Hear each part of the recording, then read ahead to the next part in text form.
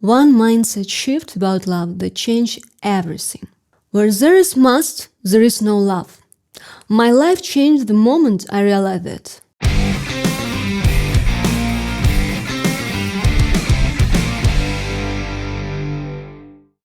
It's really deep and eye-opening, but not so obvious at first sight.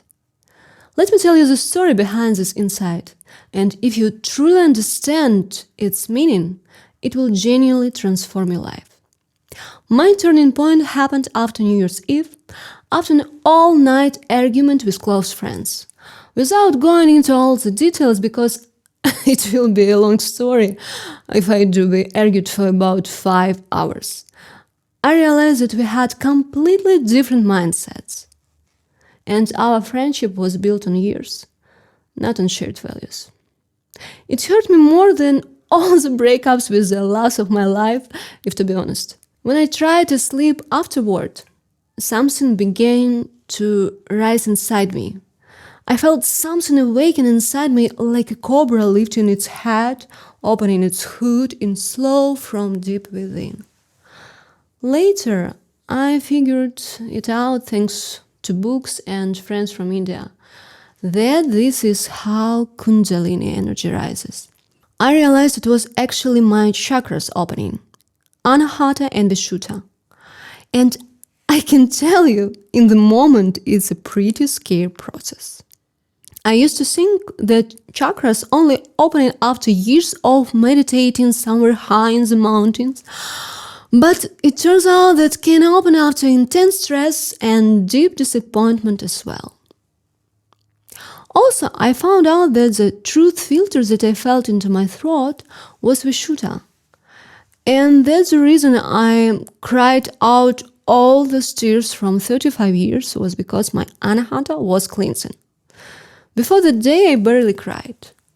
At 13, I decided if I survived my father's death, I have no right to cry about anything else. But that day, I let it all out. Years of unspoken words and hidden tears. As I stepped outside and walked to my car, the world around me transformed. The sky seemed a more vivid blue, the grass was richer green, the sunlight felt warmer on my skin, and the music in the car sounded fuller. It felt like after great sex.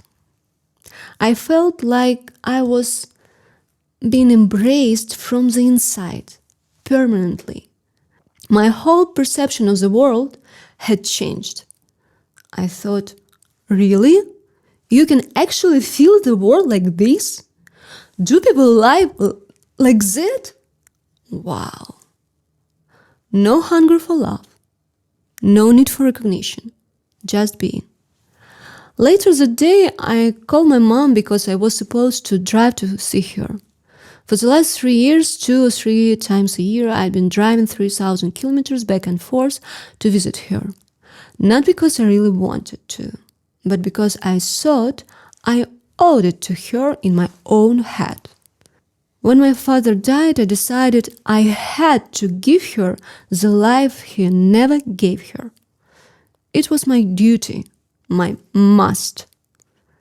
But that day, while talking to her, I suddenly realized I didn't have to go. I wanted to go. Not have to, not must, want. Just as my whole perception of the world changed, I began to feel her in a different way. Love. It was pure love, no longer obligation. And then it hit me as if someone whispered the phrase right into my mind.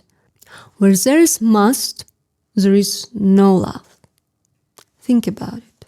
That's why love ends or turns into resentment.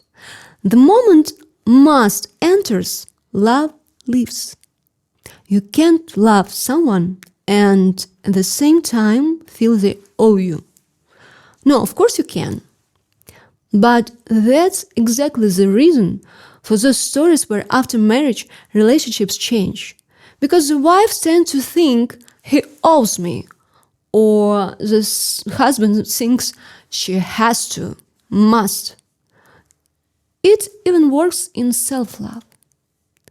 Until you look at yourself through the prism of your achievements and think that you have to do this and that to be enough, you don't love yourself. And that have to is exactly the reason why you can't understand what self-love really is. True love doesn't include have to, ought to, must, should. Even money proves it. When someone owes you, they can't really love you. You start to distance from each other. It's not comfortable anymore. Notice it, right? And if you have a thought deep inside like, he or she has to be grateful to me, at least, for this money or this favor, you already lost money or a person, or both, most likely. When this have to arises in relationships, it's the beginning of the end. Have to doesn't have to exist in love and relationships. Remember it.